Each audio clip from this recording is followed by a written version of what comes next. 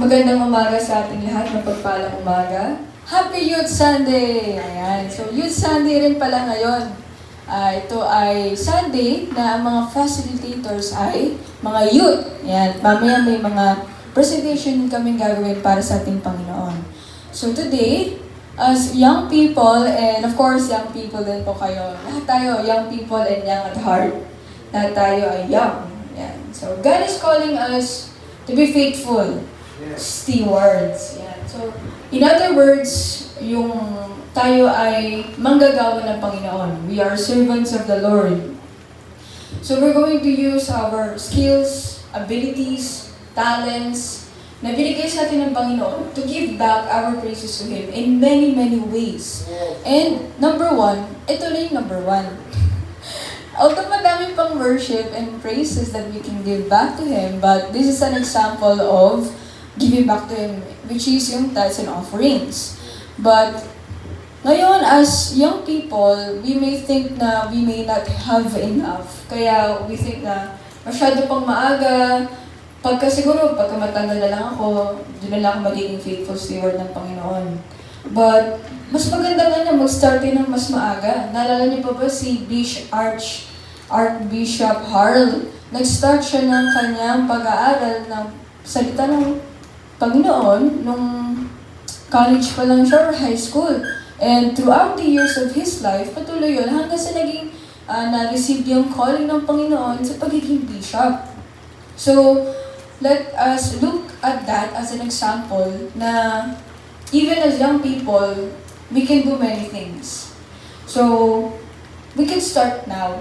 So, ang tithes and offerings are not about how much we have, but about kung ano yung nasa heart natin. Because God looks kung ano yung nasa puso natin.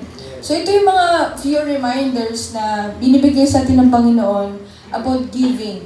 So giving is not about the money. It's about ano yung gusto natin ibalik sa Panginoon. So number one, giving shows our trust in God, even when we have little. So number one example dito yung mga byuda. Sorry, mama. Pero yung mga byuda, talagang pinagpapala yan ng Panginoon.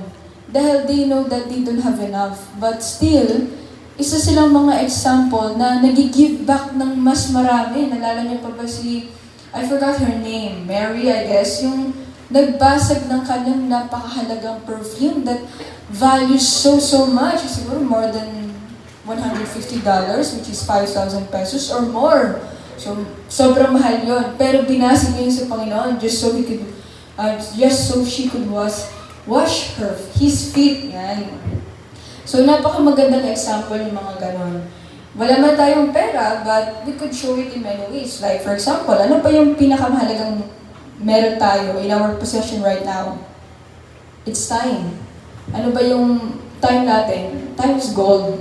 So, it's equivalent to how much we love God. Kaya nga, etong nandito tayo sa Sunday, sa halip na gumala tayo, maglaba, napapagawin natin yung mga chores na hindi natin nagagawa sa isang linggo, we are here because we are called and we chose to be here to worship the Lord. Kaya nga sabi sa Luke chapter 16 verse 10, whoever can be trusted with very little can also be trusted with much. So, binabalik yan ng Panginoon. Hindi lang dahil na nagbigay tayo ng pera, all about prosperity, magbibigay ako sa Panginoon kasi alam ko may babalik sa akin yan eh. Ano naman yung investment? Parang nagpa-plant ka lang ng trees. But it's not that. Always remember that God looks what's in our heart. Alam niya kung bad intention or good intention ba talaga yung ginagawa natin. So as young people, sometimes we feel like, Lord, alam mo naman yung sitwasyon ng pamilya namin, we do not have enough, konti lang pa naman yung meron ako. So as students, hindi wala naman tayong trabaho, wala naman tayong mabibigay sa Panginoon. Yun yung mindset ng ibang tao. But God looks at our faithfulness, not the amount. Pwedeng 5 pesos, pwedeng 1 pesos, kung ano yung talaga yung bukal sa kalooban natin lahat. But giving is what we have today. Na piniprepare tayo ng Panginoon because giving is an act of love. Na once nagbigay tayo ngayon, to many chances in the world and opportunities in the future, mas makapagbigay pa tayo because we have practice of having an open heart, lalo na sa ating Panginoon. Like for example, kapag nangangailangan ng ating church building or ang ating church servants, of course, dito sa mundong ito, we rule or we process with money. Kaya hindi tayo makakagala kung walang pera, hindi tayo magkakaroon ng church building kung walang pera, but God provided it for us. So if we have so much, and nakapag-tithe tayo, nakapag-offerings tayo, we can give to God's servants as well. It's called love offering naman yon. So, yung meron tayong maliit, pwede natin may bigay sa ating Panginoon. Number 2, wait lang. Ayan. Number 2, tithing is honoring God first. So, in our life, meron tayong mga set of priorities. So, number 1 na dapat dyan, ang Panginoon. Because, ba't ba tayo nandito sa Panginoon? Why do we exist? It's because of Him. Why do we have these clothes? It's because of Him. But tayo siguro, sige, nandito tayo sa mundong ito because of our parents, because of their love. It's the fruit of their love. But remember that each and everyone here sa church na to, sa buong mundo, we all have a purpose in life. Not just to live, tapos you're gonna wonder, what am I gonna do in this world? Ano bang meron sa mundong ito? Am I to live? Am I to do these things? We have purpose. And one of them is to worship the Lord, is to hear the calling of the Lord. Kaya we have 3 callings, diba? Calling to be saved, called to be a disciple, and called to be a leader. So we must answer to those callings. So here's an analogy. Number 1 analogy na to, mga simple lang. Imagine nyo, you have a friend, and you have your favorite cookies. Ano bang masarap na cookies ito? O sabihin natin donuts. Yung Dunkin Donuts, ayan pasalubong ng bayan. So gustong-gusto natin yung Dunkin. So, meron tayong box of donuts. And then, we're gonna give to our friend, yung unang-una doon, ito, kain ka. Diba? Ano ma-feel natin as friend na binigyan tayo? Ay, thank you so much. Binigyan mo ako. Napakahalaga ko naman siguro ng tao para bigyan mo ako ng donut na dapat di mo ako bibigyan. Kasi, favorite mo yan, tapos pinaghirapan mo yan, diba? It feels the same as with God. Pero kung sabihin natin, kinain mo natin lahat, ay may natira pa, siguro kay Lord na lang siguro to. Diba parang, Lord, ako lang yung nagbigay sa'yo ng provision para makabili ka ng donut, tapos bibigyan mo lang sa akin ng tira mo. So what kind of mindset is that?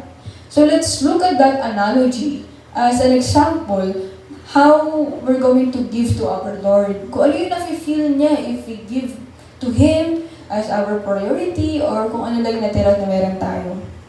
Number 3, giving unlocks God's provision.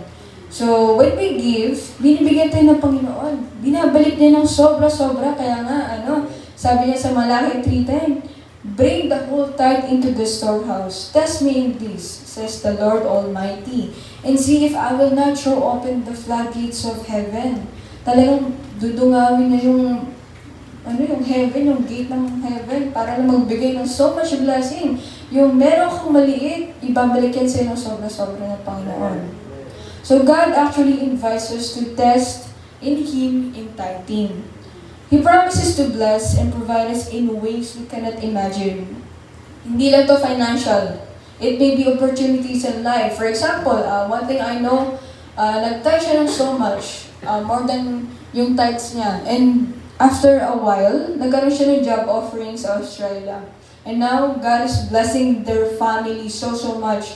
And now, they're using that blessing that they have, yung blessing na natanggap nila sa Panginoon, binabalik nila yun sa church building at dito sa church servants. Kaya mas lalo sila binibless ng Panginoon because nandun yung heart nila, heart to give back to the Lord, heart to worship.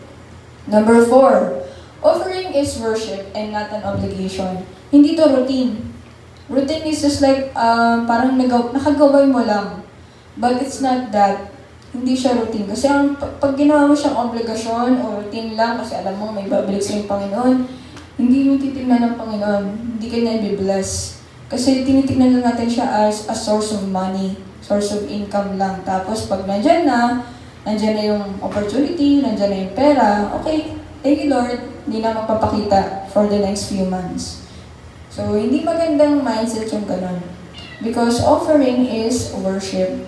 Hindi lang sa pagkakanta, but also in giving back to Him. Kaya nga sabi sa 2 Corinthians 9:7, each of you should give what you have decided in your heart to give, not reluctantly or under compulsion, for God loves a cheerful giver. Dapat masaya tayo nagbibigay tayo. Hindi yung... Na ito sa para sa estudyante, example na dito yung pamasahin natin papunta dito sa church. Gas at saka jeep. Di ba, nagmahal na ngayon yung jeep fare. So, yung mga binibigay natin each day, every Sunday pala rather, na mga pamasahe, papunta at pauwi, isa na yung giving sa Panginoon. Kasi, you came here to worship the Lord. So, giving should be a joy, not a burden. When we give cheerfully, it becomes a powerful act of worship. Showing that our hearts are free and full of trust in Him. Na alam natin na may purpose lahat ng ito. And lastly, as youth, we are called to set an example. So, ito yung nasa natin sa, anong tawag dito? Youth shirt in yellow.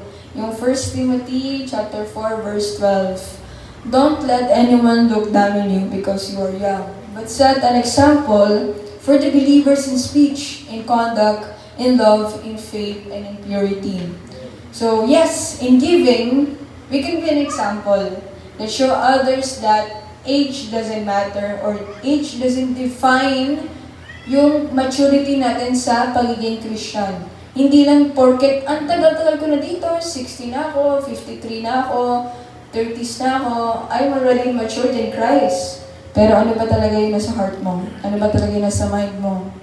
So sometimes, even yung mga young people pa yung mas matured. Kaya age doesn't define our faithfulness in God. It doesn't define our obedience. So today, let's not underestimate what we have. Let's give back to God with faith, with honor, and with joy. Because no matter how small it seems, God can use it for something big. To God be the glory.